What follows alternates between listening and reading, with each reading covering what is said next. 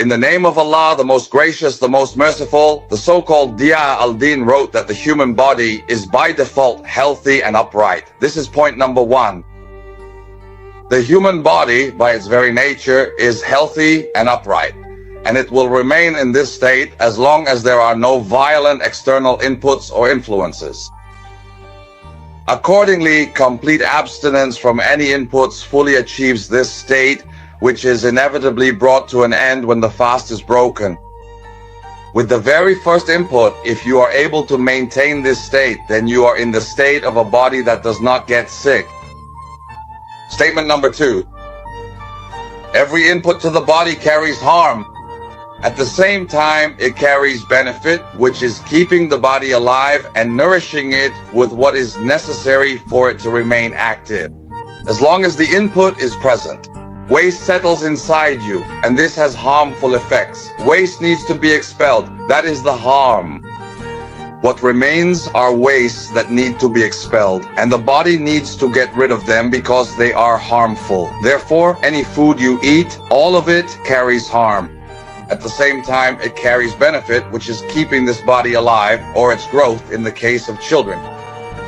Number three, the body considers every input as a foreign entity, and accordingly, the human body has a reaction. This reaction is one of three things: an immune sensitivity, which follows lymphatic pathways, a central nervous response, which they call the gut-brain axis, or a hormonal glandular response. Hormonal what? Glandular, meaning either intestinal, peripheral, or pituitary, central. Focus with me. Hormonal glandular, two types: intestinal, peripheral, which includes insulin, glucagon, serotonin, and gastrin. These are intestinal hormones. Or pituitary central, which operates from the pituitary all the way to the adrenal gland. Statement number four, the body's daily and repeated suffering, and the continued exposure to inputs that are difficult to digest, which leads to repeated, though not complete, intestinal blockages. So the first issue is the intake of foods that are difficult to digest, leading to repeated, though not complete, intestinal blockages. The first harmful residues come from incomplete digestion or from inputs that contain stimulants for the nervous system, the hormonal system, and the allergic immune system, or from inputs that carry explicit toxins such as antibiotic residues, fertilizer and stimulant residues, chemicals, nitrogenous compounds, and pesticide residues, what we call them. What are they? Pesticide residues, so what are they? So the body's daily struggle in dealing with these isolated inputs, which are hard to digest and cause repeated intestinal blockages, even if they're not complete. Harmful residues from an incomplete digestion process. They are stimulants for your nervous, hormonal, and immune systems, leading to three types of sensitivities, or outright toxins, like residues of antibiotics, fertilizers, stimulants, colorants, chemicals, fertilizers, and pesticide residues. Statement number five, this immune struggle represents constant pressure on a body that is continuously resisting. This leads to recurring physical and psychological symptoms that are interconnected but with distant relationships, which is why they are called syndromes. The remoteness of causality in these relationships leads to unclear and vague diagnoses, increasing the suffering as these symptoms shift and escalate due to the interaction between the introduced chemicals, from toxins in food to accompanying medications. So the suffering increases and the symptoms shift and escalate as a result of the interaction between the introduced chemicals, from toxins in food to accompanying medications, which leads to the worsening of symptoms. What is meant here is the randomness of occurrence. What does randomness of occurrence mean? It means you have poisoning from something and you took medication for a certain symptom, but you don't recover from it. So the blood pressure medication combined with the other drug and the poisoning all interact together. It's a drug-drug interaction reaction. And while you're sitting in confusion, this leads to worsening symptoms and the emergence of new symptoms and diseases that align together in groups. For example, this is the fibromyalgia group. You know, the fibromyalgia that the rheumatologist talks about. And here is the blood pressure group. Here is the diabetes group. Here is the autoimmune diseases group. And here is the cancer group. you end up being divided randomly with a huge overlap of 5 or 6 different symptoms and disease names. It must be accompanied by chronic dysfunction, and this is one of the criteria in the nervous system, even if the initial complaint started in childhood. With the presence of acid suppressants that have been introduced in the markets for about 20 years since 2005, the worst of the PPIs have been put on the counter. The serious risk and harm should not be neglected. And with the progression of the disease and the emergence of cancers, the role of acid suppressants in causing these symptoms should not be ignored. Number 7, treating what is not the cause, a twinge in the chest, blurred vision, dryness in the mouth, pain here and there, frequent urination, and I attribute it to an open gap, to high cholesterol, to high triglycerides, to the presence of uric acid, to the so-called agreed upon nonsense. I like to call it, what kind of nonsense is this? It's agreed upon because we are the active ones. We are the active ones.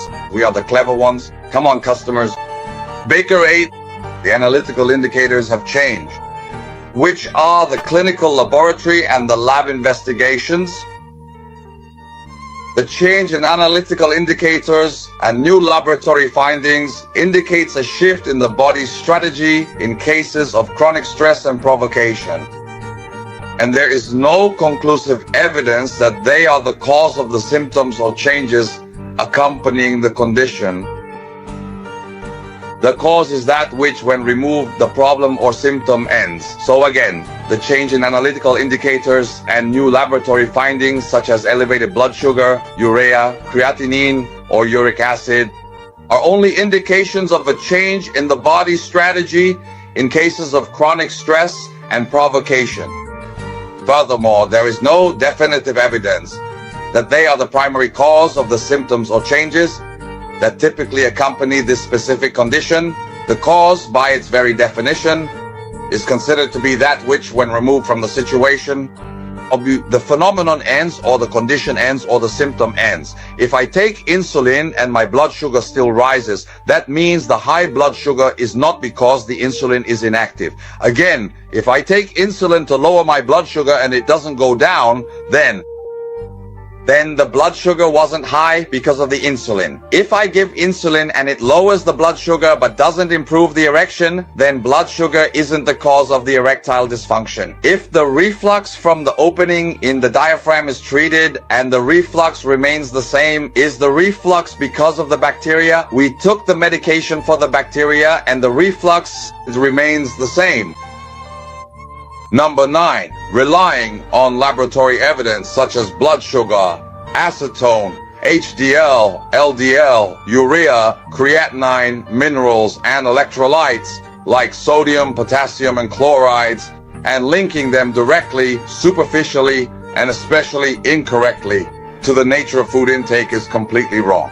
Let's go back again to point 9. Relying on laboratory evidence such as blood sugar, acetone, HDL, LDL, urea, creatinine, minerals, and electrolytes, and linking the nature of food to these indicators is 100% incorrect, because these markers are the same across all types of mammals and white organisms, all of which have livers. For example, a crocodile has a liver and a chick has a liver. And mammals, the cow that eats only plants and the tiger that eats meat and drinks blood, all of them have blood sugar, acetone, HDL, LDL, urea, and creatinine. Even the mouse, so both mammals and egg-laying animals like birds, chicks, and the crocodile that has a liver, they all must have what I just mentioned. HDL, LDL, acetone, sugar, urea, and creatinine. This is the nature God created. God made it this way. The liver produces these things. The liver produces these things. Whether the animal eats plants, eats meat, or eats both. Anything with a liver. The pigeon, the chicken, and the crocodile. All of these have acetone, urea, creatinine, and sugar. That's it. And the appropriate comparison is so that I can love the effort. The rise or fall of these values from their usual levels is fundamentally related to changes in the body's state, reacting neurologically, hormonally, immunologically, and allergically, regardless of the type of inputs. So, This means that saying eating sugar causes sugar or eating protein causes effort is wrong. Completely wrong. That's incorrect talk.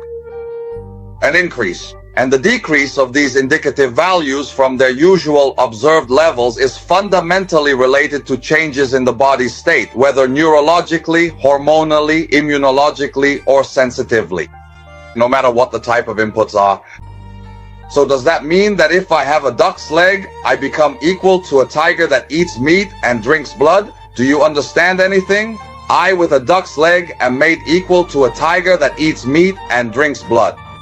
We both have creatinine. I have creatinine. You have urea. I have urea. You have sugar and acetone. I have sugar and acetone, sir. No matter what you eat, yes, your body will react. Your body will react based on a certain strategy. This strategy is because you put yourself under stress, and I will respond to that stress in a particular way. Do you understand anything or not? Number 10, and the last point in the statement.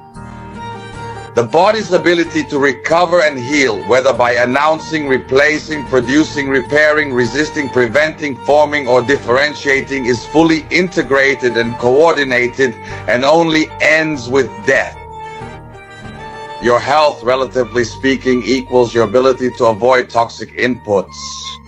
Zero inputs means infinite health. But the last thing in the statement. Out of 10 points, and the last one is a methodology.